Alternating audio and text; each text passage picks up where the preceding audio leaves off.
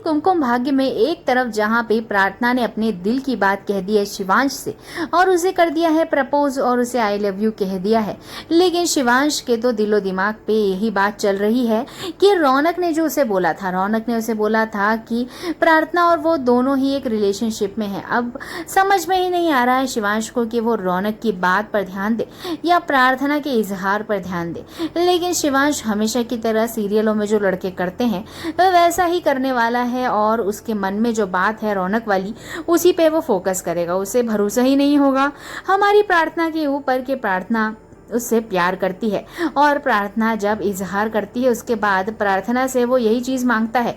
वो कहता है कि मुझे तुमसे एक चीज़ चाहिए, तो प्रार्थना खुश हो जाती है, लेकिन प्रार्थना को जैसे ही वो बोलता है कि डाइवोर्स, तो हैरान हो जाती है प्रार्थना और बेचारी रोने लग जाती है।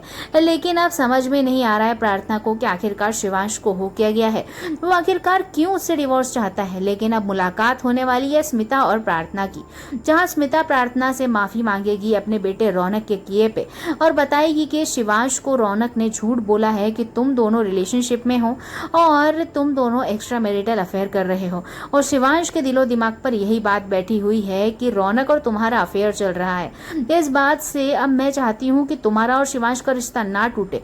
तुम जो कहोगी मैं वो तुम्हारे लिए करूंगी, लेकिन मैं तुम्हारा और शिवांश का रिश्ता नहीं तोड़ना चाहती और मुझे माफ कर दो, मैंने आज तक तुम पे जो भी लालछन लगाए। अब प्रार्थना स्मिता को गले लगाती है और रोती है और कहती है कि अब शिवांश को कैसे मनाएंगे हम। तो फाइनली अब स्मिता बनाने वाली है एक प्लान जिसके तहत अब शिवांश को वह एहसास कराने वाली है कि रौनक जो भी कह रहा था वो सब एक झूठी बात है। असलियत में तो यही सच है कि प्रार्थना शिवांश से प्यार करती है, ना कि रौनक से। रौनक से तो उसका कोई रिश्ता ही नहीं है। वहीं सोनालिका की एक्सपोजर भी बहुत जल्दी होने वाला है, जहाँ पे सोनालिका खुद को तेजा समझ रही है और सोच रही है कि वो ही सारी जंग लड़ेगी और वो प्रार्थना और शिवांश को दूर करके रहेगी। लेकिन अब स्मिता ने ठान लिया है कि वो अपने बेटे शिवांश को ऐसे टूटने नहीं देगी और प्रार्थना को भी ऐसे टूटने नहीं देगी और अब वो दोनों को मिलाकर रहेगी। तो देखना अब ये मज़ेदार होने वाला है कि स्मिता क्या करेगी। कहीं ऐसा ना हो कि सच में प्रार्थना और शिवांश का डिवोर्स हो जाए, लेकिन ऐसा तो कैसे हो सकता है क्योंकि सीरियल को आगे जो बढ़ाना है, अब जो स्मिता है वो करने वाली है सारे जद्दोजहद काम सोनालिका और रौनक को एक्सपोज करने के और शिवांश की माँ बन के उसका सहयोग करने के लिए, मतलब उसको वो सारी खुशियाँ देना चाहती है।